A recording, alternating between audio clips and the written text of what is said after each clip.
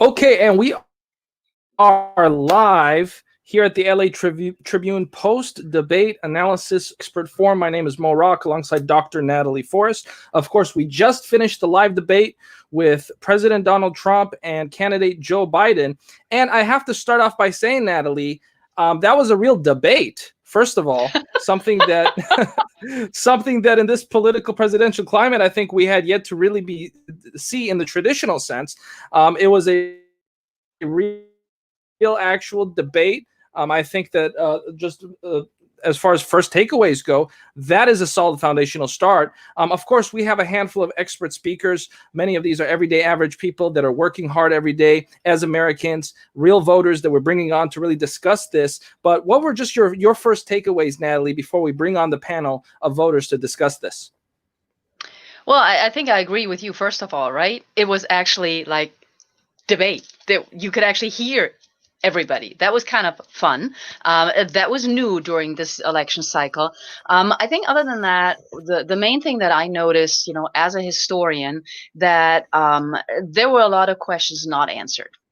And that always bugs me when we go into making our point instead of answering the questions. And I thought that that the moderator was very good in repeating questions and saying, "This is what I would like you to do right now. This is important. Please remember, I'm asking you to do this right now." And I found it fascinating that some questions just weren't answered, and that instead of answering questions, there was at times a little bit of instigation, to call it, what I see it is. So I just found it interesting, and I can't wait for tomorrow, because there was a promise made about tomorrow. So if that promise is being kept, then I'm looking forward to seeing the results of that. Absolutely. And with that being said, Natalie, let's slowly go ahead and bring just a handful of our guests to discuss this debate. Of course, we are hand selecting a handful of voters. We did not speak with any of them beforehand. We don't know their political positions. Some of them may be independents. Some of them may be Democrats. Some of them may be Republicans. But here at the Los Angeles Tribune, we take pride in freedom of speech and respect for one another's point of view, because we know that in a time of division, what we really need more than anything else is to be able to come together as Americans and speak and walk away agreeing to disagree. And at the Los Angeles Tribune, especially during this political climate, we've made that one of our pillars, to be able to come together, speak our minds, speak our opinions, and still agree to disagree with respect. Now, the structure of these forums, Natalie, are really a free form. Natalie or myself will only step in if we see that there is a time issue. But besides that, we'll have the guests speak freely, speak openly, and you can speak without having to be called on. So let's go ahead and bring a handful of the guests live on the air. Yes. Welcome and welcome.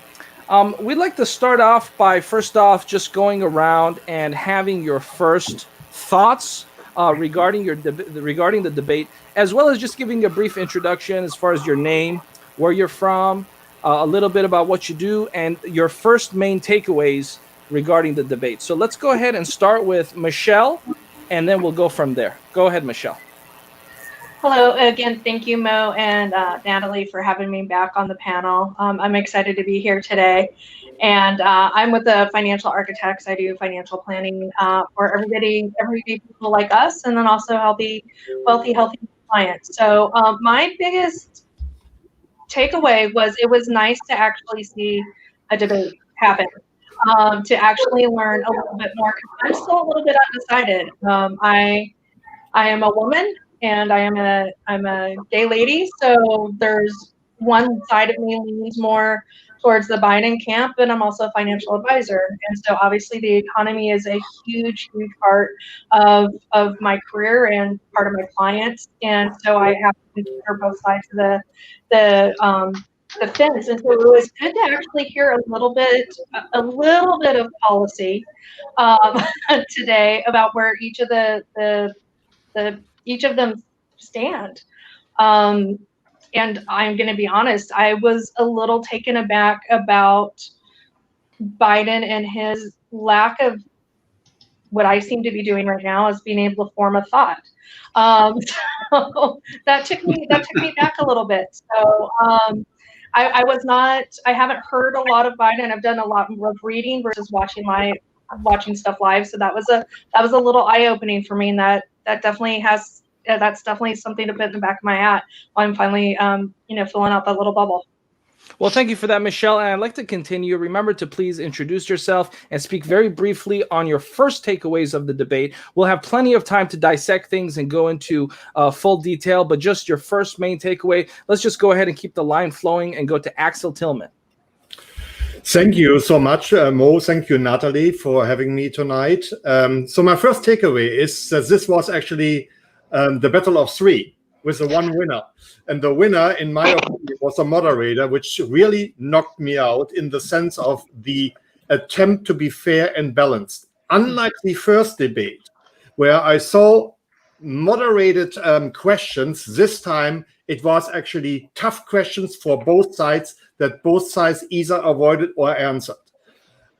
Yes, what we saw is in the responses of Vice President Biden that what many have suspected over time, that the flexibility and the quickness on his feet doesn't actually exist yet. I have to say, he still surprises me how well he did tonight compared to when he is actually in other environments. So that's my first quick takeaway.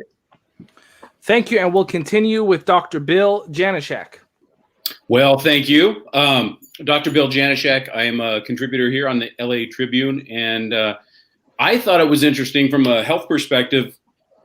Right away, you could pick your side, mask or no mask.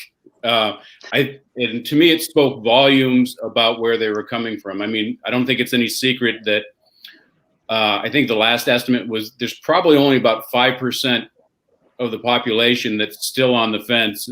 And Michelle, you might be one of them. And going to be swayed either way. The first debate was frustrating for me because it was just a hot mess. This one where they actually got to have some back and forth and you actually got some thought processes about was pretty impressive to me, and I enjoyed it.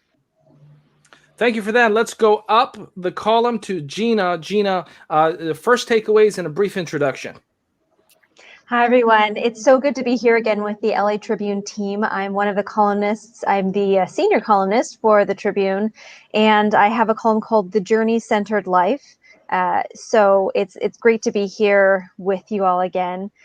First takeaways, it was shocking to me. I mean, not shocking, but disappointing to see that two professional people who are vying to be the leaders of our country have to have essentially babysitting and hand-holding in order to have some sort of civil debate.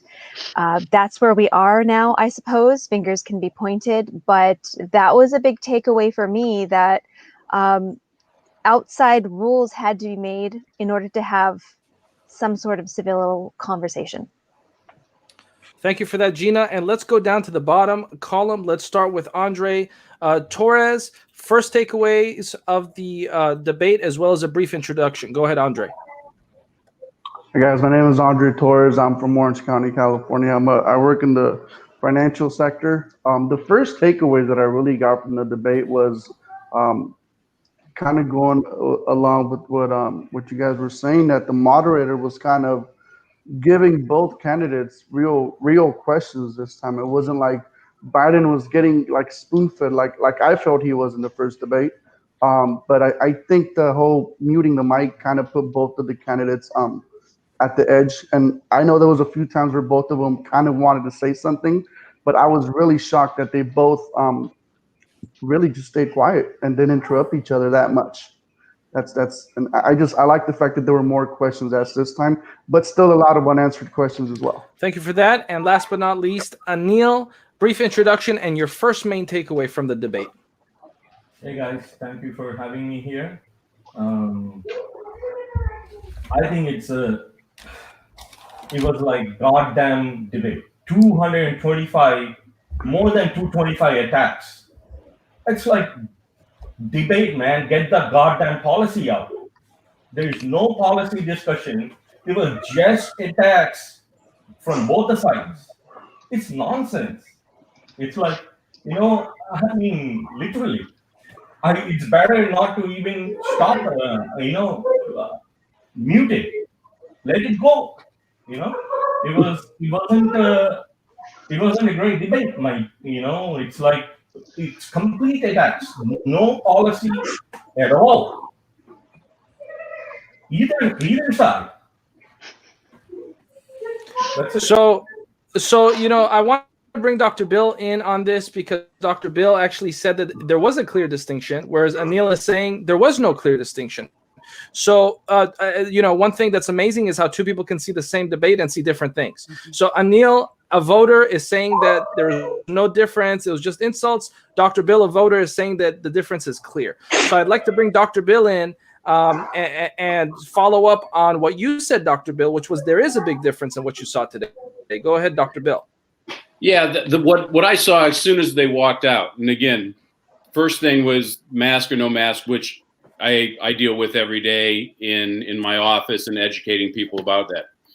So right away, Trump comes out, tested positive, was in the hospital a couple weeks ago for it. After that, no mask.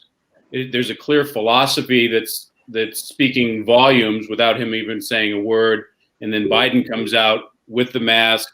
How much he wears it and stuff, I don't know. But, he took it off, and that kind of set the stage in my mind. And just the philosophies, you could go in where, they were talking about opening it up. And Trump was saying, people are dying in the tens of thousands of, that are getting it. It's a very small amount. We need to open up. And he was going back to the economy, saying that the cure can't be worse than the problem. And Biden talking about how expensive it's going to be. We have to get plastic, dividers amongst the kids. We got to get new ventilations and everything. And Biden from what I saw, was going out and, talking about, very pointed, said, when Trump was said that, we got to get people out here, we've got to learn to live with it. And Biden turned around, which was actually, from a debate point, was a good point. Said, well, where people are dying with it. And I just saw the two philosophies blazing apart. I think Anil is right where you got into the nuts and bolts. And one thing that does frustrate me a lot is that they're talking about, well, my plan's going to do this and going to create billions of dollars, trillions of dollars. No, it's not. It's going to kill. And they say the same thing in the policies. So I agree with Anil on the nuts and bolts, but to me, there was a clear divide. And Gina, I saw your head really nod, especially when Anil was speaking. I'd like to have you touch base on this a little bit. And then folks, Axel, Andre, Michelle, please chime in. Don't wait for me or Natalie to call you. Just chime in as you see fit. But just to get the ball rolling, Gina, I wanted to give you the floor. Thank you. I did also find it frustrating that at this late stage in this last debate, before we all have to make our decisions, if we haven't already, that we're spending so much time on attacks and you did this and you did that or didn't do, and not spending the time to lay out policy. I want to know those things. There is, I'm certainly decided on my vote, but not because I'm excited about my candidate. It's because I'm not okay with the other candidate. But I still want to know what he stands for and what his plans are. Mm-hmm. And I feel like that was a really, that was missing from this debate. Mm-hmm. I find this fascinating, from a historical standpoint, and I always approach it from this perspective, because the information is out there on who is going to do what. And the twisting continues on a daily basis. We know that at least 44 million people have already voted. So to me, the question really is, what's the use of this final debate? I mean, why have this final debate if if a lot of people have already voted, or a lot of people already know who they're voting for, we knew from the first moment that there was not going to be a lot of detail. I mean, that just hasn't been the case.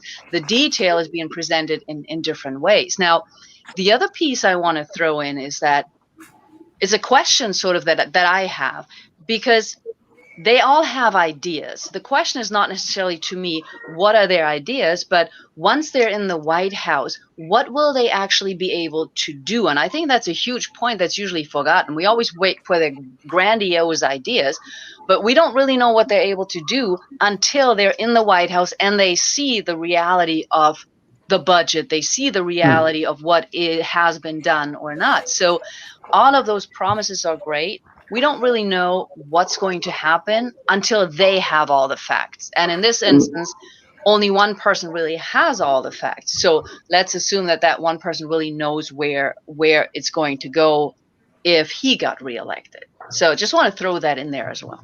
So I think it's really, you really hit it, right on the, I guess, in the nail, because I've been real big into politics ever since the second term of Obama, right? And I voted for Obama both times, right? And I think now, as I'm really digging more and reading more and doing my own research, it really brings me to the understanding that, you know what, we're going to elect a president, but at the end of the day, he can't just wave a magic wand and say, this is what I want to happen. I mean, if it was really like that, every single thing that every presidential candidate, every governor, every mayor in your city, hey, I'm going to do this, and the second they get elected, bam, make it happen. But we know that's not really how it really plays out, and that's something that bothers me, because I saw a video of someone explaining these two candidates, and how there's people voting for a specific one because they don't like the other, right? And a lot of you guys are in business here, and it really brought it to perspective to me, because you're going to vote for someone simply because you don't like the attitude or the words that someone else says, right? But if it was like for example, like Dr. Bill, if I need to find a doctor, and if he doesn't like exactly what I align with, 9 times out of 10, we can have complete different views of life, of everything, but he's still maybe going to be like, all right, I'm going to take you in as a client. And I think that's what we have to really look at, is we have to look at who we're going to vote for as what attaches and what aligns more with what you feel and what you believe, regardless to that point, of attitudes. Yeah, so I'm sorry to interrupt. I have so much to say about that. You made an original point about, gosh, I lost it. But going to the point of voting for one because they're not the other. It's valid when the other is absolutely contrary to every human value you hold. So it's not a difference of foreign policy or how we should spend our money or whether taxes should be raised. It's a question of do we all agree, which candidate agrees that humans are humans and have a right to safety, security, healthcare, equal treatment under the law. And we don't have two candidates that agree on that. So it's not a question of I don't like his personality. I don't. But also it's a question of my deep, fundamental, foundational moral guidance is in absolute opposition to who he is as a human being, and how who he is as a human being plays out through his decisions. Going to the previous point about presidents not really knowing what they can actually get done in their administration is true, because we don't know what Congress will be, and the makeup of Congress is essential for what a president can actually do. So it will be very difficult for Biden if he were to get elected and have a completely red Congress. We've seen what happens when that happens. So nobody can know that, even if Trump were reelected and ended up with a completely blue Congress. Yeah, but you need to also understand and put in your value proposition that we did have actually a supermajority under which Biden was part of, where they didn't accomplish anything. And the only thing they accomplished, first of all, they didn't actually accomplish anything for the Black community. And I am very close to this environment because I am married to a Black woman. I have seen that there was nothing put forward. This was a lost opportunity. Secondly, they never fixed healthcare. I could show you the German model, put the stamp over in the United States, we would have today a functional healthcare system. So if I have to measure a candidate by what he didn't do in 4 years where he had super majority, Congress was on his side, Senate was on his side, and they could have done anything. And what did they choose to do? So therefore, it is absolutely obvious what's going to happen if he would be elected. I will remind you that Biden was vice president, not president during that time. That's Also, let's look at Mitch McConnell and the behavior of his party. I did see while you were talking, Axel, Anil looked like he had something to say. Anil, what would you like to say in response to Axel? Okay.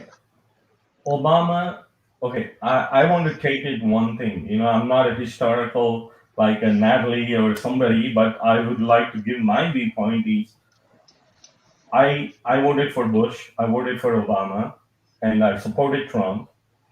And I don't want to support Trump because he has managed COVID in a bad way and everything. And he could have got all the governors to put in everything, not say red and blue. That's bullshit, you know?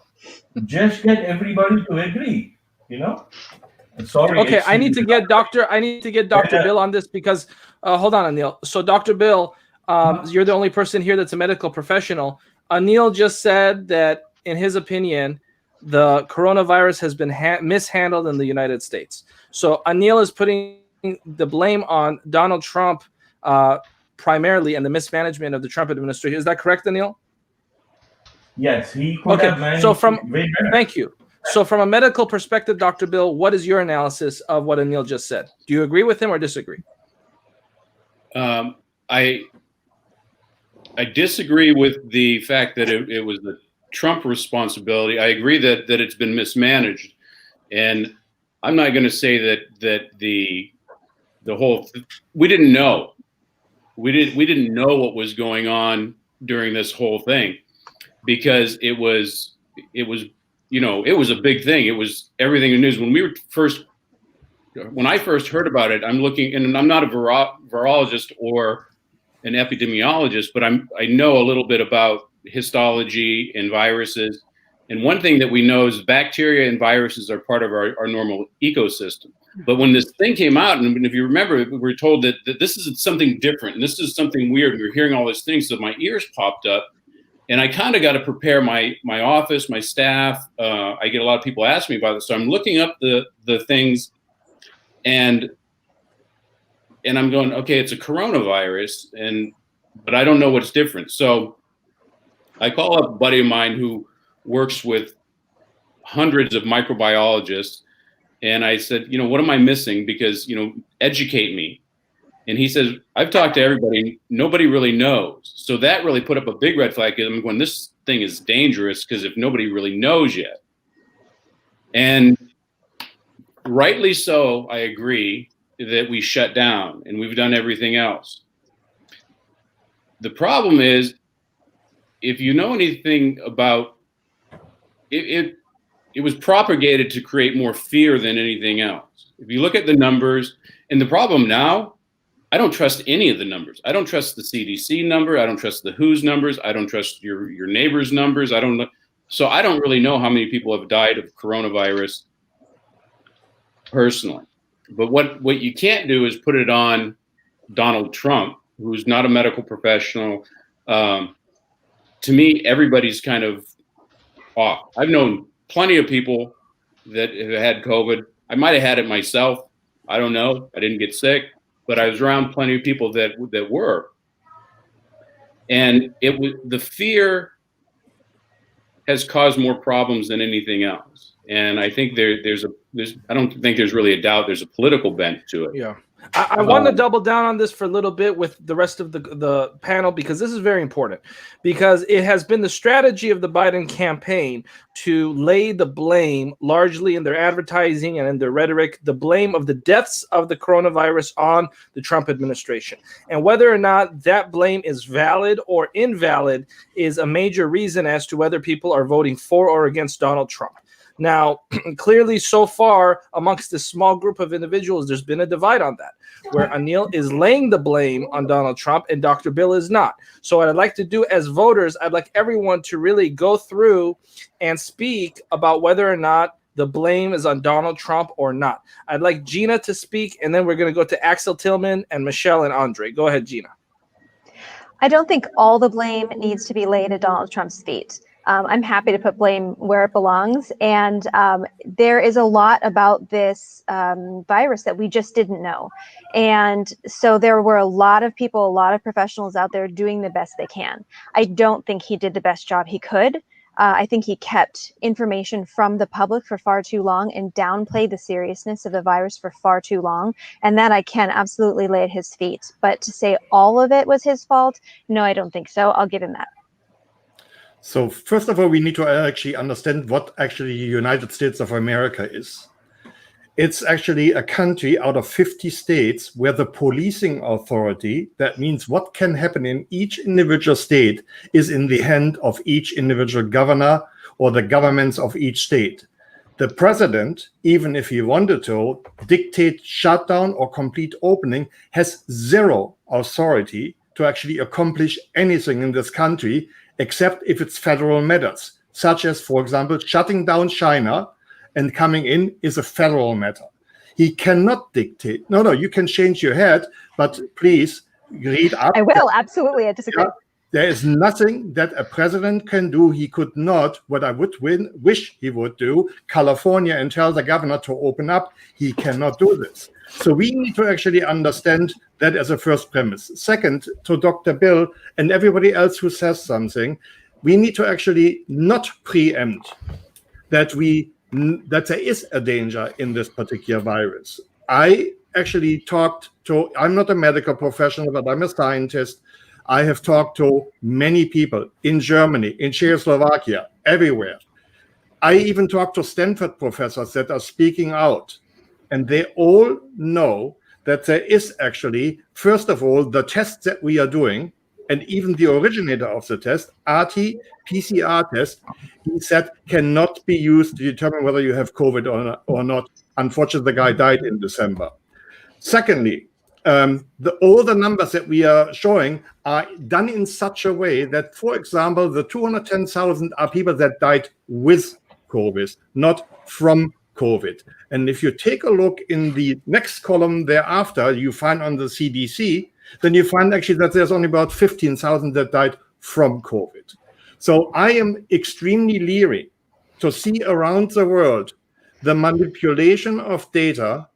And there are countries like Sweden that didn't do anything and are now at the better end of the world, because we know, Dr. Bill, that we have actually also an immune system that can react. And if I got twice or three times exposed, more power to my body, because the next time around, it can't catch me. Okay, before we go to Andre and Michelle, let's go back to Gina, since there was an exchange between the two of you. Gina, the floor is yours. So much to say. We don't know. It's a novel virus. We don't know how immunity actually happens. And there have been people we know that have recontracted the virus, and it has not been a walk in the park afterward. So herd immunity, the idea that you get it once, and if you survive it, if you don't have lasting repercussions from it, you'll be fine and all is well, is just not right. It's not accurate. So that's a main point I wanted to counteract. Trump is going around saying that he's immune now. That's just not true. Also, the federal government could have done far more to allocate emergency funds for proper PPEs, for more medical staff, to support the people doing the hard work on the front lines in the hospitals and the medical community. They absolutely could have done that. And they could have done far more to support people who are out of work because of the shutdown. Yeah, and 10 seconds. Go ahead, Axel. I feel like I'm tonight's debate moderator. Go ahead. Andre wants to say something 10 seconds. too. I think No, Andre go wants ahead, to say Axel. something. Go ahead, The Axel. coronavirus is what we call in medical terms an mRNA virus. The difference to other viruses that are called DNA viruses that they don't have copy protection. So therefore, the mutation of an mRNA virus occurs at a much higher rate. If we assume that the RT-PCR test is inaccurate and tests both as only one single occurrence of COVID infection, then you, of course, get the wrong result that you have no herd immunity. My point is we have a too fast-moving modification of the same virus because it's an mRNA virus, which is much more volatile. Andre. Okay, so putting the blame solely on Trump, like I said, I don't fully agree with it. Maybe he could have said something before, yes, but when he did try to do something, he was called certain names. I don't want to get into that, but we all kind of saw it in the debate, right? But we hear, and a lot of the people that I know hear and tell me, hey, you know, Europe got better, Europe did this, Europe did that.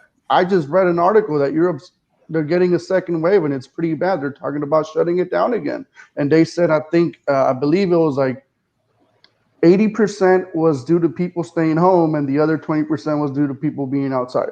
How true that is, I don't know. Again, we've been reading and seeing things that it's really like a gray area right now. You don't know what to believe until you really dig down and do your own research. But that's really, if everyone's I guess comment to the way Trump was doing things was, look at how Europe's doing. Look at what Europe did. Look at what Europe's doing now. They're back to normal. And look at where they're at now. So really, what is it that we need to do? Suicide rates are up. Unemployment is up. People don't know how to feed themselves. And I get that. And it's sad. It's really sad. I feel bad for those people. But what can we do? We can't keep everything shut down. I'm not going back to work. They haven't sent us back to work. My son's school is thinking about opening up maybe half and half, but they're giving us the opportunity to keep our kids home. And I'm going to keep my son home until I'm going to go back to work. Because why is it okay for me to stay home, but my son's got to have to go to school? So, and I think that comes down to what, not a federal thing, but more of a government. And I think it's actually being implemented by the school districts in its own. Each district, I believe, is having their own way of how they're going to handle this. But solely putting the blame on Trump, I don't agree with it. Could he done something different? Of course he could. But what is that? We don't know, because what Europe did and worked obviously didn't work. Michelle, hold on, Anil, before we get to you, because we'll have plenty of time for everyone else. I want to get Michelle in because everyone else has spoken on the subject. Michelle, I know you have a background in finance, and we'll talk about the economy later on. And congratulations again, Michelle, on recently being named Advisor of the Year for Southern California. So we will definitely be talking about the economy with your expertise soon. But in the meantime, let's talk about the coronavirus. Is the blame on the coronavirus on Donald Trump or not? Because Donald Trump would say that he actually saved lives and he did a great job, whereas one of the main focuses of the Biden campaign is to put the coronavirus, the shutdown, everything negative associated with the coronavirus is basically Trump's fault. That through the advertising, through the rhetoric, that's basically the strategy. So I want you to talk about that, Michelle. Go ahead. Yeah, the funny thing is it's everybody's looking for a yes or no answer, and it's not a yes or no. It's not a yes or no. It's, does Trump and his branch have a little bit of blame to it? Yes. Could they have been more prepared? Could they have maybe shared some more information to maybe slow it down initially up front? I believe so, absolutely. Do the states have some liability and culpability in it as well? I believe so. But when we get to the point where now we are, I don't even know how many months, 7 months out, when do we start becoming prisoners of this virus? And when do we start losing our freedoms to this virus as being able to make smart decisions about what we want to do and what risk we are willing to take? And that's where I kind of fall in this, is the fact that as a financial advisor, I know not only will shutting the country back down or a state or a county back down will eventually lead to possibly more lives being lost, more livelihoods being lost, suicides rates being going up. I've had 3 friends over the past 6 months commit suicide because they've lost their livelihoods. I've known another friend that his mother is now having or her foot amputated because she was afraid to go to the doctor and she couldn't get an appointment because they wasn't calling an emergent, and she had a diabetic outbreak, and now her foot's being amputated. So I'm not saying COVID doesn't exist. I'm not saying that there's not some risk involved, but when do we start balancing?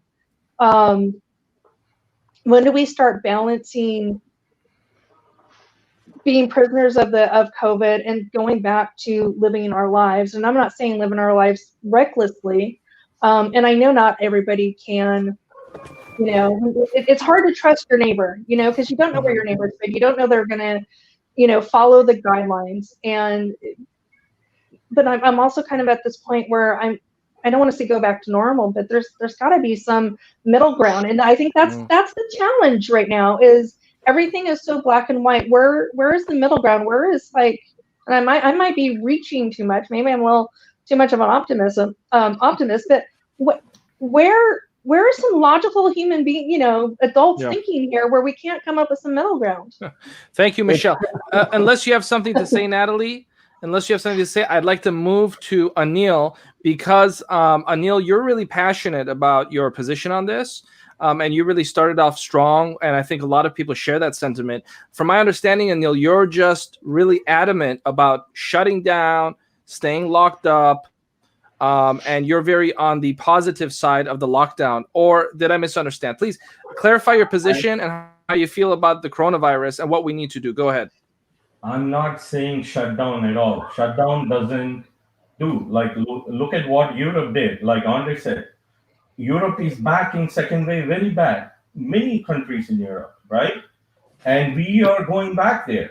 And it's like Alex said, it is something new. Now today, CDC came out with something new rule, right? Even though you're social distance, if you're within 15 minutes in 24 hours, you're with the guy, you could catch it. It's like social distancing will not work, right? So there is a lot of stuff coming even today. A lot of my family members and relatives are doctors and in infectious diseases, right? This is something weird. All I'm saying is from the beginning, if everybody wear masks, clean themselves, and be whatever CDC comes out, right? Whatever listening to the professionals, like for example, Natalie, PhD, whatever she did, there's a lot of study they've done, right? You listen to the professionals and then digest and then act on it. Like I said, but the CDC has changed their opinions on masks so many times. When this whole thing started, I remember my hands were like dry because I wash my hands like 100 times a day. That's the only way you can stop it. And then they're like, "Oh, you gotta wear a mask too." I hate masks. I'm super anti-mask, but I'm not gonna walk into a store and be like, "I don't want to wear a mask because this is America." I would never do that. I just put a mask on, shut up, and do what I have to do, and move on with life. As much as I'm against it, I have to go to the store to buy groceries. Exactly. Well, you have to do things right now, even when you're not really, I guess, aligned with that specific way of life for the new norm. Because I hate using that word, the new normal. I hate that. But at this point, it's like, let's just put these masks on, be quiet, go do what you got to do, and take them off as soon as you get in the car. Yeah. Anil, please respond. I'd like to let Anil and Andre have a couple minutes to discuss this with each other. So the 6 of us will remain silent while the 2 of them talk. And the floor is for Andre and Anil. Go ahead, Anil. See, Andre, I agree with you. The thing is, nobody knows. Every day CDC is coming out with something rule, right? Nobody knows exactly what is the solution here. Now vaccine, one of the vaccine company, somebody died, volunteer died. The vaccines, it takes for next 2 years. This is how it's going to be. Yeah, no, you're right. Right. And I was watching a, I think it was actually on CNN, because I like to watch both CNN and Fox just so I can get both perspectives, right? And they were talking about having like a people, like human testing, getting injected with COVID and taking some kind of medication, and you're going to get paid $3,500. Now, I don't think my life is worth $3,500, because I'm not going to sign a waiver that if I die, all I'm getting is $3,500. And I agree with you. Everything's changing on a day-to-day basis, but there's a lot about this virus that we still don't know. Yeah. You know what I mean? And I think people get the thing confused. Like when people say, oh, I believe COVID is real, but I think the numbers are fake. And people automatically assume that you're thinking, oh, the virus is a hoax. No, I believe the virus is real, but I just think maybe the numbers are getting a little exaggerated. But just because I feel that doesn't mean I'm not going to wear a mask, doesn't mean I'm not going to wash my hands, doesn't mean I'm not going to put my mask on while I walk into a restaurant, sit down, and then take it off, because once I sit down, COVID is gone. It's that's just my opinion. You know what I mean? It's silly, but it's things that we have to do just to live your life day to day as best as you can right now. Final point, and then we'll move on. Final point I say is protect yourself, protect your family, wear mask, respect others, and wear a mask just for other people. If you don't believe it, just wear mask for others. So there's been a sentiment in the public consciousness, and I'd like to take it here, where the mask is the beginning. And what do I mean by that? There's been a large sentiment that it starts with the mask and it leads to other things, meaning the civil liberty component, the control of the government component, the symbolic representation of a mask, that it starts from there. And if you don't stand up, there's been a lot of discussion with regard to people that believe in liberty and that component of the political diaphragm, that unless you say no to a mask and you accept a mask, it symbolically represents your loss of freedom. I'd like Axel Tillman to talk on this subject matter, and then we'll go to Dr. Bill, and then back to Anil, and then everyone else will touch on this. Go ahead, Axel. So Dr. Bill had in the beginning said that there are many viruses. As a matter of fact, according to my research we are inhaling about 100 million viruses a day. And when the argument came up that there are blood clots in the legs or somewhere else in the body based on COVID, and this is something very novel, this is very dangerous, I did actually research. Guess what I found? Any viral infection causes, for not understood reasons by science, blood clots in 3 to 5% of the people infected with the virus. Wow. So it's not a coronavirus thing. It is a general virus thing that we don't understand. So now let's make this argument that because we don't understand anything about biology and about viruses, we have to shut down life forever because we really don't understand. Here comes my counter argument, and I'm a little bit on the side of what Mo tried to hint on. A virus has what? 1 micron diameter. The people are running around with bandanas and everything else. The thing is absolutely useless. Or then people say, oh, it is useless for you to protect for you, but you protect others. Listen, what doesn't work on ingress doesn't work on egress either. That's basic principle science. So now I come and I can give you a paper which I compiled, about 25 sources, including CDC, NIH. Just you need to dig a little bit because they are a little bit older, proving to you the dangers of wearing a mask, the aspects of impact of the respiratory system that you have. So yes, I agree with Andre. I need to put this damn thing on when I go in the store. The second I'm out of the door, I take it off because I actually believe there is not the danger out there that's portrayed by many. And all the science that I have studied, and I have a good enough education to understand it, is actually not supporting this. I agree. The challenge that I had is a lot of people are. So I'm a chiropractor, functional medicine guy. So we work on things, but we focus on health. And I've seen that, rightly so in the beginning, but because of so much fear, people have been so worried about not getting the virus instead of working on being healthy. You know, the virus does not affect healthy people. They can fight it off.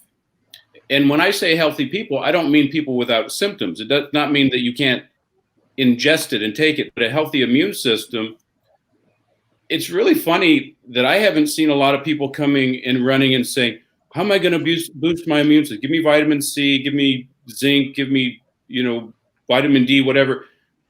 And everything that they've talked about to stay away from the virus is actually making you more susceptible. Stay in your house. The air is worse in the house than it is anywhere else. The studies will show that you tend to get the coronavirus more from your family than anyone else. Get outside, but they're telling you to stay inside. You need the vitamin C. They're like, stress is a huge thing because it decreases the immune system, decreases the gastrointestinal system that causes constipation, that causes you to have an inflammatory reaction that makes what you have worse than you have anyways and causes an autotoxicity. So now you have a body that's toxic, fighting things off and not getting the natural things that they're supposed to do to fight this off. Now, if you are really immunosuppressed and you have an autoimmune thing, you have some cancer, you have diabetes, you have heart problems like that, what do you do when any other flu is around? You stay away, you do the things you want, and you take care of yourself. The other thing that we have to wonder about is, what about exercise and everything? I saw the gym say, wear the mask in the gym. Well, that's causing hypoxia. That's another stressor to the brain. That's causing problems over cognitive issues, sleep issues. Now, if you're not sleeping and you can't think straight and you have outside stressors, that's increasing all the collateral damage. So the thing about catching the virus, you should be more worried about growing the virus, because that's what you do. Rats go to dumps, and you can continue to kill the rats, but they will always come back as long as there's a dump. If you change the environment, you're going to change the outcome.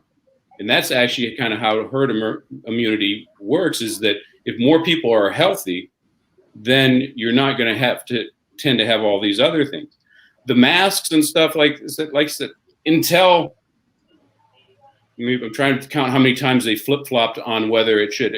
Early on, Fauci, CDC, WHO, Surgeon General all had videos saying, don't wear masks. They're for surgeons, so you don't get spittle in an open wound, and they don't do the. As soon as it seemed like they needed something, and I'm not saying it was mind control or it was the first step, Mo, but I'm saying as long as they had to feel like they were doing something. And to me, it never made physiological sense. And the other thing that they haven't talked about the spikes, and again, I don't know what the real numbers are because I don't trust anybody anymore. What about the United States being the 47th healthiest country, industrialized country? We were sick people to start with. That's why it's up. 2/3 of our population is overweight or obese. We have 70% increase in the last 20 years of diabetes or diobesity, which leads to heart disease, which drops the immune system. Most of our population is sedentary. So rather than looking at Trump or Biden or the coronavirus, we got to look to ourselves. And then you can decide whether you want to continue being afraid of catching it or growing it. That's my 2 cents. Plus a little. Thanks, Bill. What is so sad is in Spanish flu came, all they said was solution, mask and social distance. After 100 years, same thing. Science hasn't gone too far, right? It's the same thing they're saying, social distance and mask. It just a little Yeah, bit, you know, there's an interesting thing about that. You know, there. I don't mean to cut you off, but it's something that happened. So I'm the reason that chiropractic and osteopathy actually got licensure as a real profession, because you know how us quacks are, was because of the 1918 pandemic, and because of the extreme benefits that we had treating people holistically. And back then, you know, it was Kellogg was first coming out, and it was about we first had things about how to take care of the body. Well, we did so great that they decided to recognize us as a profession because of the pandemic. And it goes to show we're going to get more done taking care of our health than running away from our sickness. And they're not the same thing. Dr. Bill, I have one question for you that nobody has been able to answer this for me.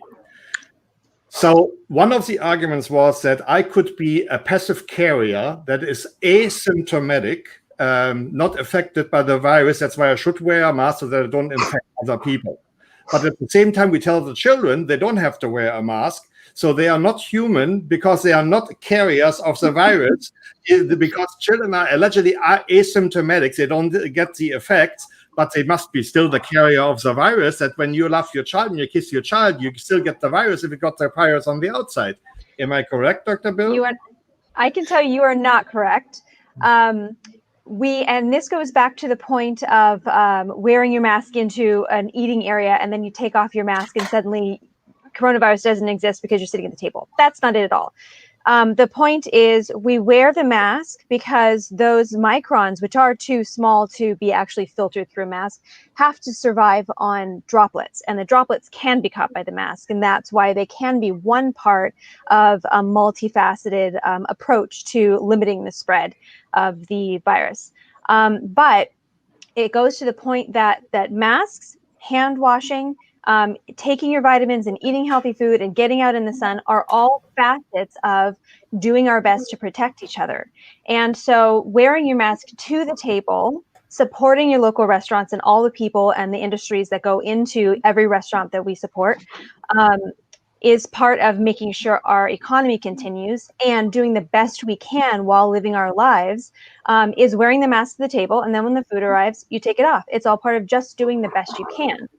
The idea that children don't have to wear masks, it's more about maturity and their ability to wear them longer periods of time. It's really difficult to ask a little one. I have two little boys. Fortunately, they're 7 and 10, and they're old enough to understand masks. And, you know, when we go on walks in our neighborhood, we're fortunate to live in a neighborhood, a place where we can actually go out and walk, and it's fairly easy to social distance. That's a privilege that we have.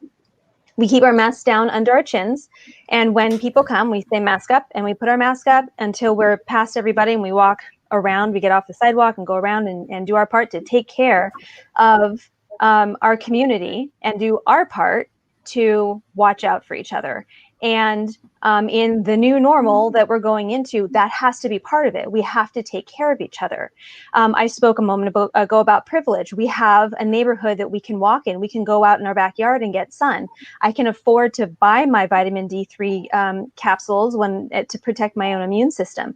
That's a privilege. There are many people who simply don't have access to vitamins and high quality food and the outdoors in the same way I do. And that's only exacerbated, getting back to the reason we're all here, by many of the policies of this administration and others. It's not entirely his fault or that this administration's fault. But to say, you know, people, if you would just take care of your health and take your vitamins and eat better food and get exercise, and this, you don't have anything to worry about, is an extremely privileged and frankly offensive view that I think will, it essentially is saying to people, if you get sick, it's your fault because you didn't take care of your health. So Dr. Bill, I'm excited to hear that you are going to be leading the charge of letting everyone know about how they can support their immune systems from home safely, because I agree. It's a point that is not being put out there. It's out there some, but it's not getting the airtime that it should. So I'm happy to hear that you're on fire about it, and you're going to be getting that message out there frequently and clearly in ways that are accessible to average people. Yeah, we've been doing that for 20 years. And that was part of my point is, and I disagree with you extensively on the effectiveness of the mask. Everything else you seem to be doing good, and if it makes you happy, that's great. And it's not about doing it now. It's sort of like you have to start somewhere. It's like when's the best time to plant a tree? 20 years ago or today? And if you haven't taken care of yourself for 20 years, and it's not a big secret. Eat right and exercise. Get out, think happy thoughts, and do the things that you need to do. But it's something that we've been focused so much on the fear of catching that, like a mask and washing your hands is the only thing that's going to be beneficial. I don't think anybody's saying that. That seems to be the highlighted thing that's going on in there is, wear your mask like that. I don't see vitamin D getting sold off the shelves and the like. As far as, children, they're petri dishes. People are all petri dishes. And it is, again, normal portion of our normal physiology to be breathing in viruses and bacteria. There's more bacteria in our bodies than there are human cells. And they are part of, and it's 80% of our immune system. And we've ignored that for so long. In the 80s and everything, it was antibacterial, everything. And now we see that was a big problem. And it even has to go back to, basically we've gotten so far away from nature. The most healthy and the most beneficial meal you'll ever eat is the bacteria in the birth canal that you come up, because that's the seeding of the natural and the good bacteria in your stomach, and which creates neurotransmitters and the immune systems and the like. So we're getting off the debate subject, but to increase the health a little bit more a lot more would be more beneficial. I think I would like to see a focus on that. Well, you and I absolutely agree there. I write with a holistic health lifestyle magazine, and do all those things, including chiropractic care and acupuncture and all of that. And I definitely agree with you that there is a lot that has not been put forward as far as how people can be supporting their health and their immune systems enough.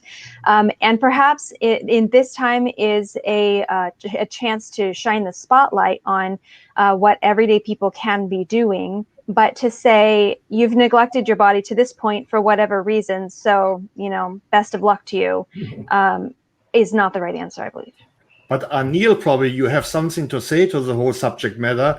Ayurvedic medicine has shown very good results on healing things that the Western medicine cannot. We have 25 years said that acupuncture is nonsense until Western medicine couldn't understand this, right? So now we accept this. So tell me, it has something to do with the mind and the catalyst to the mind to actually contribute to the healing process, Anil. I'm not a big medicine or Ayurvedic stuff guy, but I take all the, like, every day since COVID came, I take ginger more, tulsi, one of the basil leaves, right, and cardamom and cinnamon. I boil the water with turmeric root, boil the water and drink every day, because I have no clue if I even have it. I mean, today I was all out. The whole day I was in Irvine, hanging out with clients and, having lunch in Fogo de Chao and all that. It's like, I don't know, but every day since COVID started, I started doing this like a regular ritual. And sometimes whenever I get time, I do a salt and hot water gobble, at least once or twice a day. Those are the few things I do, but that's not here, because even in India and China, it's pretty bad everywhere. So because we're Eastern medicine and all that stuff, and Joe goes says iced tea. Drink iced tea, that will solve. And bacon. Don't forget about bacon, Joe. Yeah. Joe gets his power from his goatee, so unless you can grow a goatee like that, I don't I think know, you can right? catch up with Joe. Michelle, what do you think? Yeah, Michelle was trying to say something earlier. Yeah. Michelle. No, I was just saying that, Joe needs his iced tea and his bacon and he'll be good. But I kind of want to shift the conversation a little bit since we're talking about COVID. Let's shift it to healthcare. As being a financial advisor, that's huge, and obviously to Dr. Bill as well, but that's huge for what's going forward versus, keeping the ACA, the Affordable Care Act, versus getting rid of it, going to a socialist thing. And one of the things that's really important about financial planning is knowing what your healthcare costs are going to be. Medical bills is one of the number one reasons for bankruptcy. And so I think having an affordable medical plan is very important, especially for those that have pre-existing conditions. I don't think it would be fair if somebody has a job-sponsored employer plan and loses their job, and then all of a sudden their insurance goes up to $2,000 a month because they have history of high blood pressure or cancer. So I'm curious. I know what I personally feel about healthcare. I'm a little bit on the left side about making sure everybody has affordable healthcare, but I'm not to the far extent where it should be like Medicare for all. So I'm curious to see what other people feel about, what should be done with healthcare moving forward. Maybe base it off what you make. Maybe base it off your income. I don't believe anything is free. Someone's gonna have to pay for it. So when they say free healthcare for all, I know that it's not gonna be free. Like free college, I know taxes are gonna have to go up, or you're gonna have to rob Peter to give to Paul. So if we're gonna talk about private insurance, if let's say I make $100,000 a year, right? And then there's someone that makes $2 million a year. I don't think that I should pay as much as that $2 million person for the same healthcare, right? Call it socialism, whatever you want to call it. I'm not left with that at all. I don't believe in universal healthcare, but I do believe that everyone does need insurance, and I believe you have to pay for what you can. But if I can't afford health insurance, why should I have to pay higher taxes for someone to have insurance and I don't, which we kind of do now. If you really look at the Medicare system, or, there's people out there that I know that have free healthcare for their kids, take advantage of the system, but things like that happen, no one can stop it. Well, it's actually oh no, sorry, I didn't mean to cut you off there. No, you're fine, go ahead. I was going to say Medicaid, or Medi-Cal as it's known here in California, is like the low income state-sponsored healthcare. The Medicare, you actually pay part of your paycheck if you're a W-2, and you pay part of your taxes as a self-employed to a Medicare fund. So Medicare isn't a free healthcare that you're getting. You're paying your entire working life to get Medicare benefits when you're older, because think about it. Every year you get older, you are more likely to have a greater need for some kind of health care. Obviously, as a younger older, yeah, exactly. But as me, right? Or let's say, me. Let's say me. I don't want to work. I don't feel like working, but I have health issues. I can go online. I can go to the doctor. I can go to the ER, and everything's going to be covered. You can get. I know that there's some cards that you can get where you can get literally free healthcare because you don't have a job, right? And I'm for that. That's fine, But at some point, when you start working, somehow for you to get, and I know that low income people are going to pay a lot less, and I get that, and I'm all for that. But I have this crazy idea where people keep saying free, and it's not going to be free. Yeah. So, Andre, Germany, when I left, and I do not know, and I have to admit whether today the same system is in place, but here is what the rule system was. You paid 18% of your tax bill was the health bill. Half of this was paid by the employer. If you're self-employed, then you pay both ends, and 9% came out of your paycheck with no limit to the top. What this means is even if an IBM has 150,000 employees, they didn't get a cheaper plan than the individual person. They paid all the way in dependency of their income in terms of taxes. So this is an absolute fair system. When I am a startup entrepreneur and make no money, then the system carries me until I make money.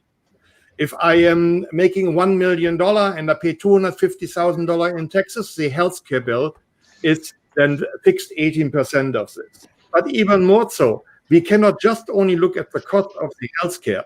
We need to do something about the cost of drugs and the medical system. The United States is the most expensive healthcare system in the world, with the 47 sickest people in the world. That makes no sense whatsoever.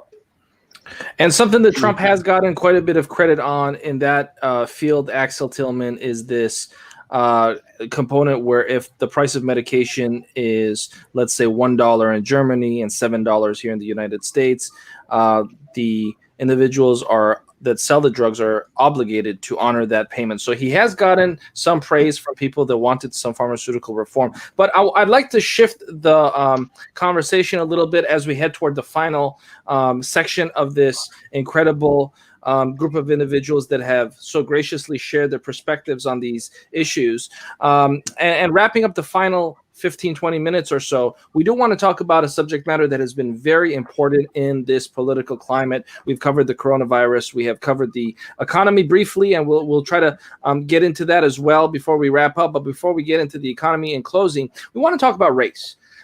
Because race has been a very serious component of this political conversation. Axel, you brought it up a little bit when you shared with us that you happen to be married to an African-American woman.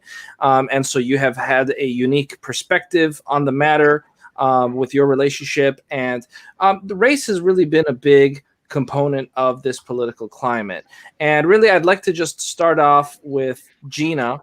I'd like her to lead the way and talk about how important it is to find a solution for the division that we have, and Black Lives Matter really being in the forefront of the debate and brought up several times over the course of the political climate. And I'd like Gina to start, and then it's going to be a free format. So please chime in. But just to get the ball rolling, Gina, please go ahead and talk about this idea of race. And what's the role of race in this country, in the debate, in the political climate? Go ahead. The floor is yours. Thank you for starting with me. I can definitely get the ball rolling. You know, I've got loads to say. So I think one thing going back to the debate that was very telling was that Trump kept talking about blue states and blue cities and kept creating that dividing line. And the fact is that blue states and blue cities do tend to have a greater level of diversity, and diverse groups do tend to skew more liberal, generally more Democrat. So there's hidden underlying racism in those statements alone. And Biden kept saying, whether it's a red state or a blue state, I'm a president for all the people, whether you voted for me or not. And that was a sharp contrast to me. For sure, racism is unfortunately alive and well in the United States, and I do credit Donald Trump for making that very obvious. He didn't mean to, but he has been a light in shining into dark places, bringing out the people who are now feeling emboldened to make these expressions or express these beliefs that they would normally have had the sense not to express. So, and that is not to say that all Trump supporters are racist. However, if one is comfortable supporting a candidate who openly supports racist ideas and retweets racist comments from others and makes comments of his own that are racist, one is either comfortable with overlooking that for their own perceived gain, or they are in fact racist. That's all I have to say about that for now. Quiet all of a sudden. Come on, somebody. Man. Well, you know, it can go both ways, okay? Because look, we've all seen Joe Biden say some pretty messed up things too. I think maybe both of them are racist. Let's be honest. You know what I mean? They're both probably racist. But I'm going to go back to what I said before, that I'm going to vote for the person who aligns more with my beliefs. Yes, Donald Trump might not be a practicing Christian, and people say, "Oh, Christians are saying Trump was sent here by God." You know what? Though, if he's going to protect some of the policies that I feel like, that's what I'm going to vote for. And vice versa. If I believe in late-term abortion, then maybe I'll vote for Biden because that's what I believe, right? So, with what you said, you're kind of not giving people an out, but to feel that you're either okay with Trump being racist because that's not like a deal breaker, because you kind of really are racist. You know what I mean? So it's kind of like when you oversee something that you don't see it as a problem, it's because you kind of do agree with it, right? So at the end of the day, the last statement that you made kind of made it seem like every Trump supporter is going to be racist or is racist to a certain point, right? Just to a certain point. But the same argument could be made for Biden supporters with the statements that he's made. There's a big difference. Biden has made because when Biden says I'm sorry, it's okay. Just like when Biden said, if you don't vote for me, you're not black.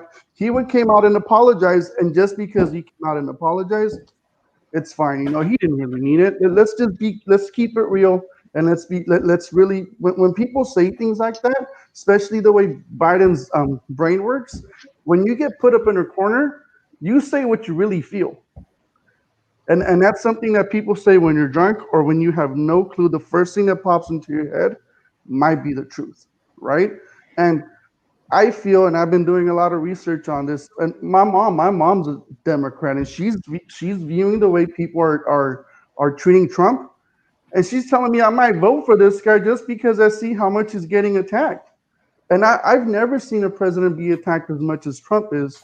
Yes, maybe he says some dumb things. I'll be honest with you. He does not act presidential. I'll give 1,000%. He does not act like a president. But I think we're done having, your typical politician, like you were saying. Biden's over here saying it's not red, it's not blue, it's all America. How many times have we heard candidates say that and nothing happens? The division is still always going to be there no matter who you vote for. You can say, I'm not going to think of blue people. I'm not going to think of red people, red states, blue states. But at the end of the day, let's be honest. The Democrats did something today, right, to appoint this judge because why? They're not thinking about both sides. They're thinking about keeping the policies with the Supreme Court that they feel aligns with their beliefs. They don't want Obamacare repealed. They don't want to have more restrictions on abortion. This is not thinking for both sides of the fence. This is thinking for one side of the fence only. So here's the difference. When Joe Biden is saying, Natalie, I'm going to look at him as a country as a whole, that's not true. Let's be honest. It's not true. Okay, here's the difference. Biden, he said some bad stuff.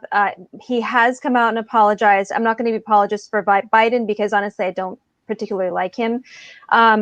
People do evolve. So he has said some really bad things in the past, and it is okay to admit that that you have held an opinion that was problematic.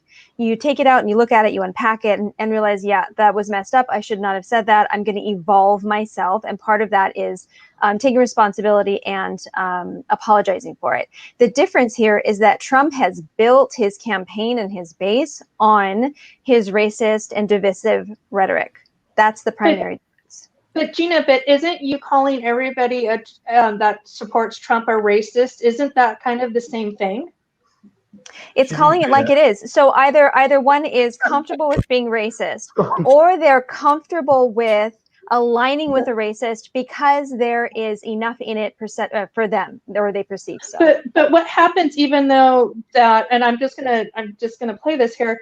What happens if Biden stands for everything else that I don't like, but he's apologized for making some really crappy remarks, and I vote for Trump? That makes I'm a racist, and I'm compromising all of my morals and values because I believe that Trump will do better overall for the United States versus Biden said sorry. Is that what I'm understanding? If you honestly agree with the policies of Trump, then you should vote for Trump because that's your candidate. But then you're saying if I support for Trump, I'm racist. Let's do something here very interesting. So a thing which I had to learn white privilege exists in this country, right? And I don't have to go into detail. Everybody can Google this and understand what this actually means. The African American population in this country has been forever on the shorter end of the stick. So because I'm married to African American woman, I observed the Obama administration in detail. There was a black president that had the once in a lifetime chance to completely change the ecosystem. Guess what? Nothing has happened. Nothing whatsoever. Nothing. He did let men use women's bathroom, though. Let's be honest, that he did do that. And in my opinion, we need to fundamentally, we as citizens of this country need to fundamentally understand what's actually happening. I'll give you one example. We just ended up the period of the census. Can you tell me what it matters in any given district, what race you belong to, if we want to understand how we want to distribute education and resources? This should be a pure fact of the numbers of population per district. But no president has ever intervened to not make it a race issue. Race is permanently on the ballot card, and it has no point being there. So the census is racist to begin with.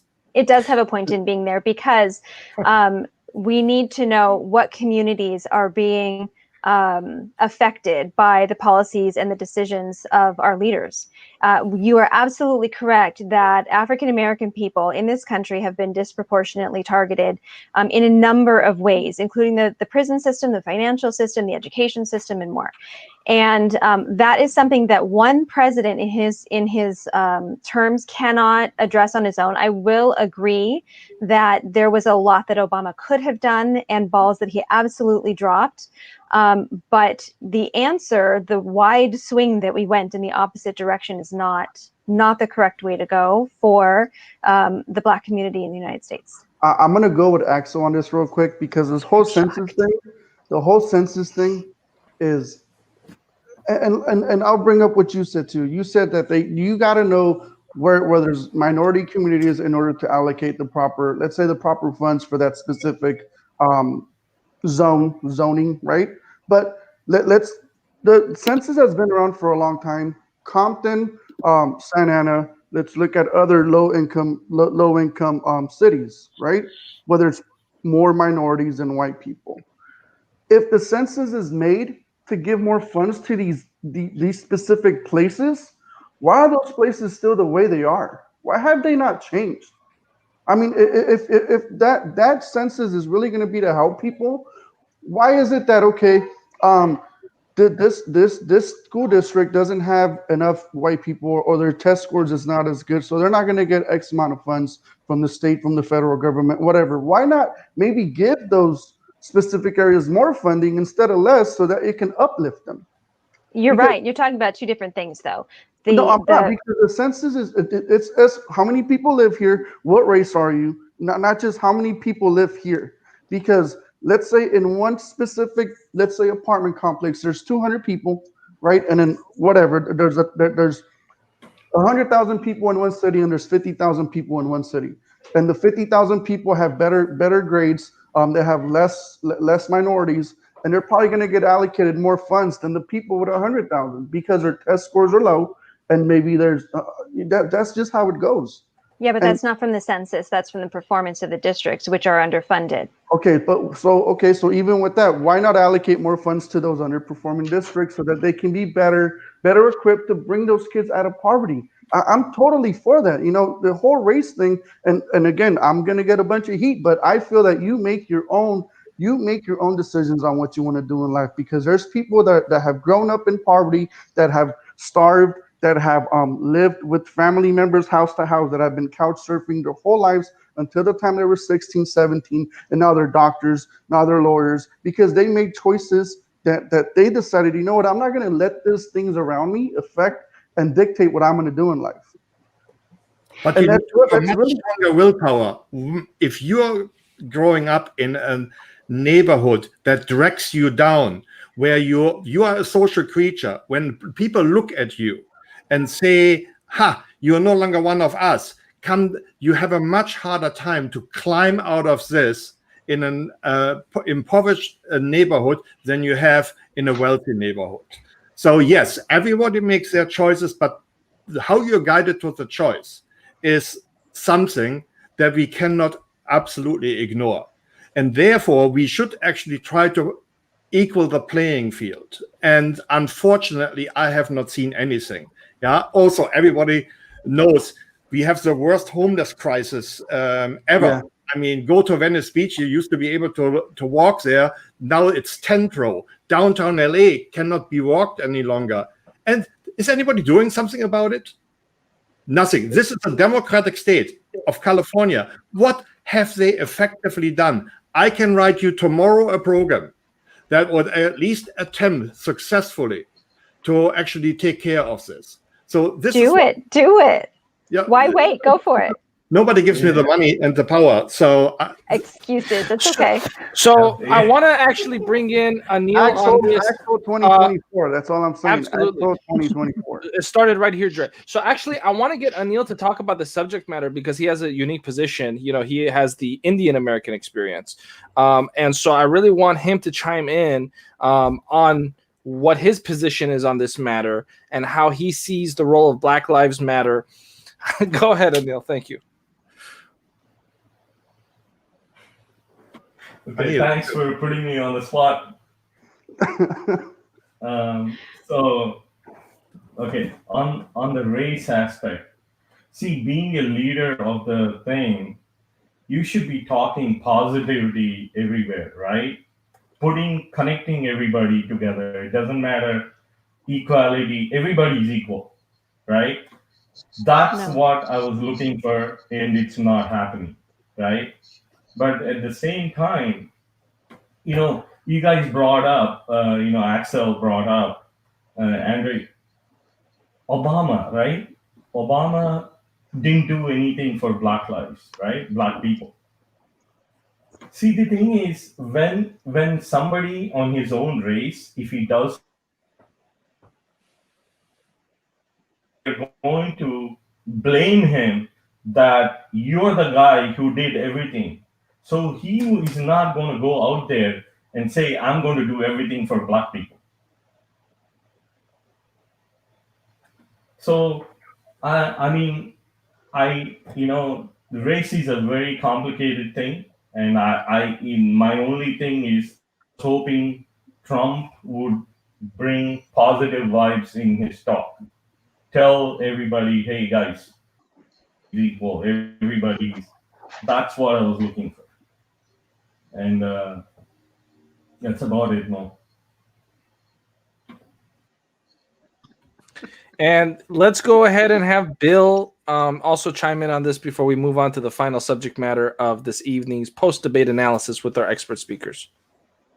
Yeah, I'm not real bright on this subject, and so I'm just listening. I'm trying to take everything in because I kind of agree with both sides of what everybody said. Racism, I don't think there's a doubt that there's some systemic racism going on. I also believe that people can pull themselves up by the bootstraps to do so. And if we look at it from a more subconscious, environment is everything, right? So if you grow up in an environment that is subconsciously racist, you're going to have a picture of yourself going on in your mind that you may not even try. So I don't have a lot to add. This is not my expertise. My personal belief, because I know from both ends of the spectrum, is, at least for me, I don't know how to be politically correct anymore. Everything keeps changing, and I don't even know what to do. And sometimes if you say something that's in good spirits but termed wrong, that you can be labeled a racist.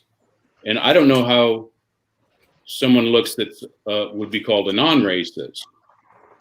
So I don't know. That's something I'm struggling with before. I don't consider myself a racist.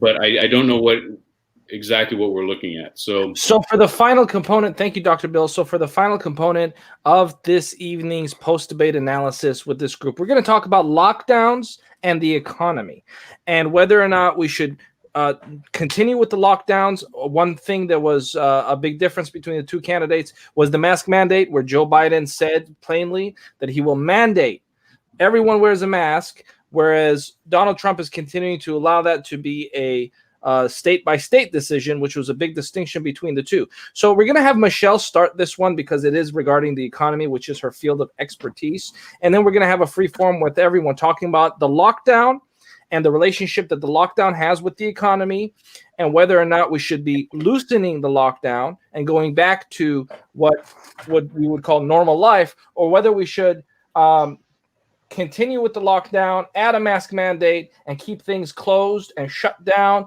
and stay home for as long as possible until it's safe, according to some. Let's go ahead and start with Michelle, and then we'll go with Axel because Axel was smiling. So we'll go with Michelle and Axel. I at this point, I really believe that the lockdown should be not completely lifted, but I think there should be some changes to it. I don't understand how big box stores could be COVID free, but you can't go get a haircut or a massage or go work out in the gym.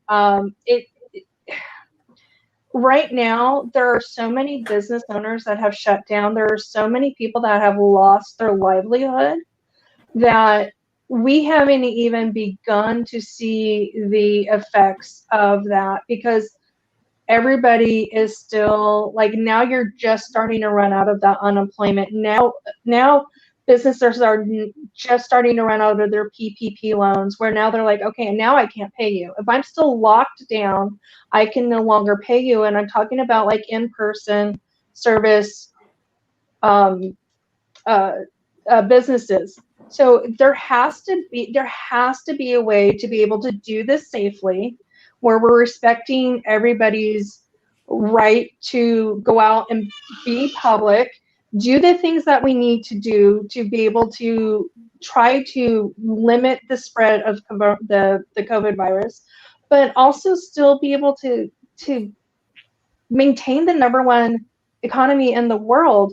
I mean, I'm going to use a personal example. My mom is 74, and she's got COPD, which is a chronic lung disease. And she decided a couple months ago, when her local pub that she loves to go to, that's her social network. That's what she does. She lives for that, going out a couple times a week. And she said, you know what? I could die of a heart attack tomorrow, and I wanted to have been able to live for the past 6 months. I'm done with this. I'm going to put on a mask, and I'm going to go out and I'm going to visit with my friends. Is it the smartest thing for her to do? Absolutely, probably not. But that being said, she wants to be able to live her life. So I think if we get correct information out there to the best of our abilities, we should be able to make the decisions we want to make for our own lives and our own livelihoods. And if you're high risk and you don't want to take the risk, then you stay locked down and you stay at home and you stay away from the public. But for us that are healthy and we don't mind the risk, then we should have the ability and the choice to be able to go out into public and support the economy, because it doesn't matter if it's Biden or Trump. If we don't get the economy going by the end of the year, like what we saw in March is going to be nothing like we're going to see next year.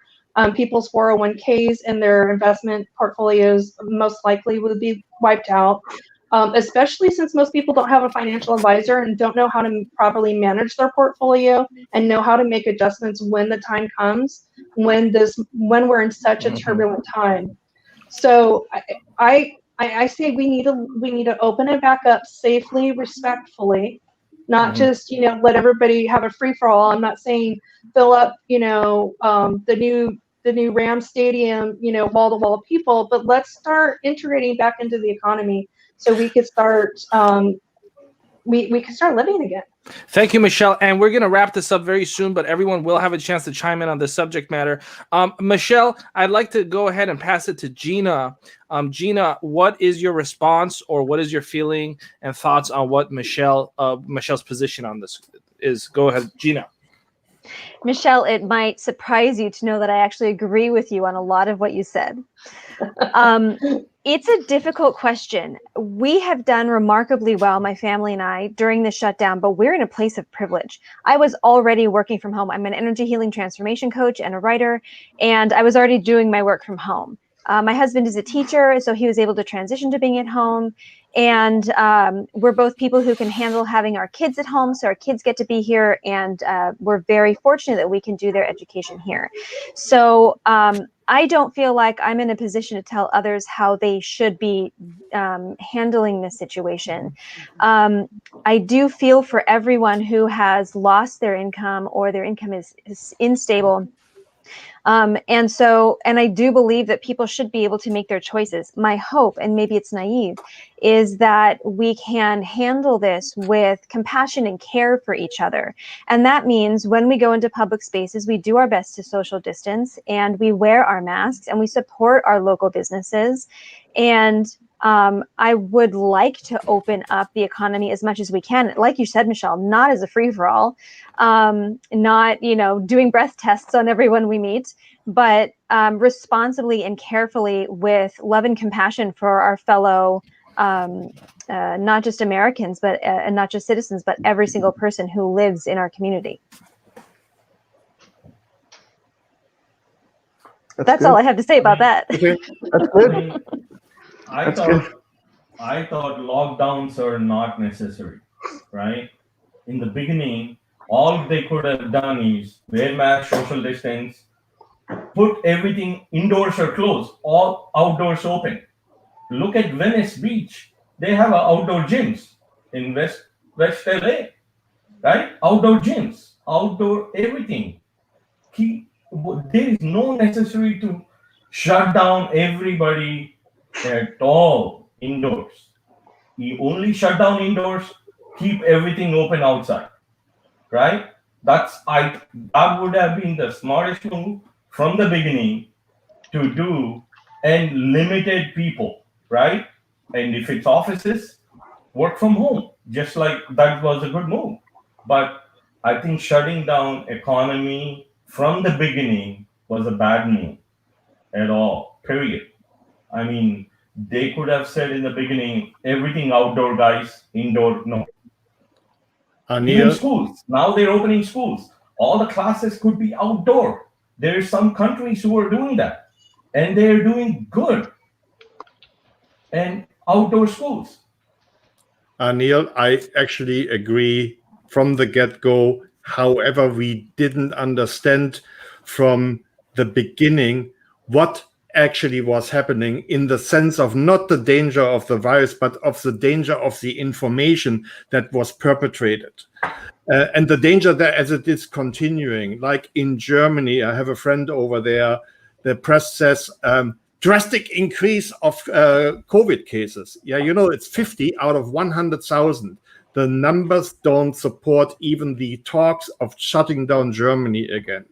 Having shut down the economy, we destroyed 60% of the companies that have closed will never open up again. Never. Do you know what this did to the people that were running these businesses, or people that were depending on these businesses? And have we actually analyzed whether the 10% increased death rate in the United States, we have 2.5 million deaths this year, of which under 10% was actually COVID with related somehow, whether the 10% increased rate is not actually caused by us having shut down, increased violence at home, alcoholism, suicides. If we would tally this all up, I am very suspicious that we killed more people than we ultimately saved. Now, should we leave it up? As Gina said, if you are elderly, you feel afraid and you want to stay home, by all means stay home, or go onto a medical plan like extra vitamin D, vitamin C. Do what's necessary to protect your weaker immune system than others who have a stronger immune system. But the facts are 99 point whatever percent are not affected. We are not talking about the Black Plague with a 90% death rate and a propagation rate of over 50%. This is not happening. This is really not happening. So what did we actually do? We destroyed the economy. We made people dependent on government handouts. And if we continue, there's nothing to look forward to, in my opinion. We need to start going back to work. And yes, everybody can take the precautions, what they believe is the right thing to do. I just happen to believe they are useless. So I might as well live my life normal. But that's my opinion. We are running a little late on time. So briefly, I'd like to hear Dr. Bill's take on this. Yeah, I think we should open up. And I think, and I said this from the beginning, was it would be nice just to have a clear outline. Because what's, I think, makes some people confused is one county opens up, the next one doesn't. And the virus doesn't know county lines or state lines. What numbers are they shooting for? What are we at? What are deaths? Who's the most susceptible? How can we care for them better? And sensibly open up, but have some clear guidelines so we know that we're doing. Because I don't think that especially California, but I'm not sure if any of the states really did a good job of saying, people, here's why. They're just giving mandates out, and I think that causes a lot more issues. But open up safely, be smart. Thank you. I think just the mental aspect of it, being in the same four walls for what was supposed to be 2 weeks to curve bring the curve down, and it's going based off what you guys are saying, trying to be dependent off government handouts. And the only thing people have gotten so far is a $1,200 check. That's really, you can't, that's not even rent for some people, So in my specific line of work, I'm dealing with people trying to pay back the IRS. And I had people tell me, I'm getting this money through, the COVID relief, and I'm getting unemployment, and I'm getting X amount of money. Can you wait until this whole thing blows over? Because I'm going to make less money then. So it's kind of weird, because I'm looking at law enforcement, I'm looking at nurses, I'm looking at doctors who are putting their lives, they're really risking their lives, and they don't really get nothing. And that's kind of where I'm looking at that in the mental aspect with the things. As far as the economy, I don't understand why going to a mom and pop's grocery shop or a fashion store is any different than going to Target or Walmart. Because for a long time, the only thing that we were able to do on the weekends, hey, let's go walk around Walmart. Hey, let's go walk around Target. Hey, let's go to Costco. And it's like, all right, what else is there to do? And why is it that they're able? Because I think someone said earlier that, or Joe Biden said that billionaires were making so much money during this whole lockdowns. Well, everyone had to get Amazon stuff. You know what I mean? Everyone had to get Amazon stuff. So no one wanted to go out. No one wanted to risk going out there. So yes, everything was going through Amazon. Yes, everything was going through Uber Eats. So these people did make a lot of money. But I think it's if we open up safely to where we just wear a mask, and it really boils down to just that. If the masks really do work, let us go out there and wear a mask. And if it's got to be, I'm just glad we don't have to stand in line to go inside of places anymore. But if it's got to go back to that, just so that more places open up, more people can reopen up their stores that they've worked their whole life for, let us do that. Thank you, Dre. And I believe everyone has touched base on this final subject matter. I'd like to thank all of the experts, all of the voters here for really doing a deep dive on a wide range of subject matters, from race relations to the economy to the lockdowns to a really powerful conversation about COVID-19. As always, this is the Los Angeles Tribune, where we are nonpartisan and we allow all people with different opinions to have a forum. It is not our place to censor, judge, or dismiss anyone's ideas, because we are strong, supporters of freedom of speech here at the Los Angeles Tribune publication. I'd like to end this program with allowing Dr. Natalie Forrest to go ahead and share her take on the debate on this evening, and any closing final comments from Dr. Natalie Forrest, who's actually live from the East Coast this evening, where it is past midnight. So I'd like you to please talk to us about yesterday's debate. Dr. Forrest, what did you think about yesterday's debate? Go ahead in closing. All right. Well, in closing, I want to thank everybody, because this was another one of those really honest discussions where we still listened to each other, which I think, as everybody agreed, is rare in the current climate that we're on. So I want to thank you all for that, and sharing examples, sometimes personal examples. I think that's really important. When it comes to the presidential debate, I think I gave my 2 cents earlier.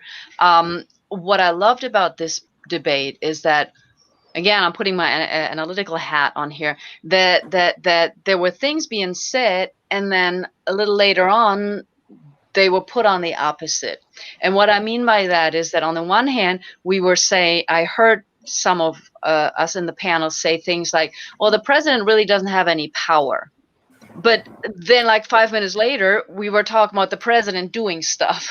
So I always find that fascinating when that happens, because we automatically fall back into those common things. I don't want to use the other word. Into the common phrases that we all use if we're not paying close attention. And the other thing that I found really interesting, I'm going to throw that in, that we talk as if not both current candidates are politicians. And I'm sorry to say they are at this point. Maybe President Trump was not a politician 4 years ago, but he has actually been in a political office for 4 years now. So he is a politician. Whatever else he does, whatever else Joe Biden does. But we have to admit that too at this point in time. The last thing I'm going to throw in is that I always find, as a non-native United Statesian, I always find it fascinating when the term race comes up, because I have been to many countries in the world, and there's no other country in the world where race is consistently used and consistently abused, versus the idea of the human race, because everything else really is ethnicity. But we keep feeding into that conversation, and that's something that really, really upsets me. Not because I'm white, not because I'm from Germany. We have our own history. I'm also happen to be married to an African American, and so all of this is really socioeconomics. If we just stop talking about the color of skin and we started really drilling down on socioeconomics, then I think we'd be in a much better place in the U.S. as well as elsewhere. And I think some of that came out during this debate. And that's what I really appreciate about the honesty of this debate. Thank you so much for that, Dr. Natalie Forrest. As always, you just blow everyone away with your wisdom. And for more Dr. Natalie Forrest, you can find us Mondays at 7 o'clock PST every week on our live stream. For the next political program and the final political program of this campaign season, you can find the Los Angeles Tribune live on November 4th, on election night, where we're going to be doing a live program. Rumor has it that the gentleman who left that comment, Joe Ingram, is actually going to be with us live, along with a couple people from this panel, while we go through November 4th. Are we going to announce a president? Are we not going to announce a president? Will it be a landslide, or will we have to just, find out later? We don't know. So November 4th, mark it on your calendar. And in the meantime, we'll see you Monday at 7 o'clock. I'd like to thank all of our guests yet again. This is the Los Angeles Tribune, and we'll see you next time. Thank you very much. Hello and welcome to the Los Angeles Tribune. Since 1886, our name has been a part of the world of journalism.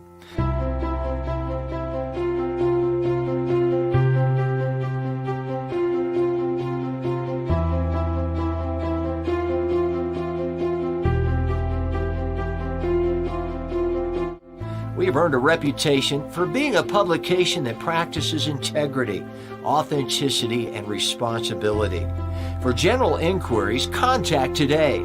Thank you on behalf of the Los Angeles Tribune team.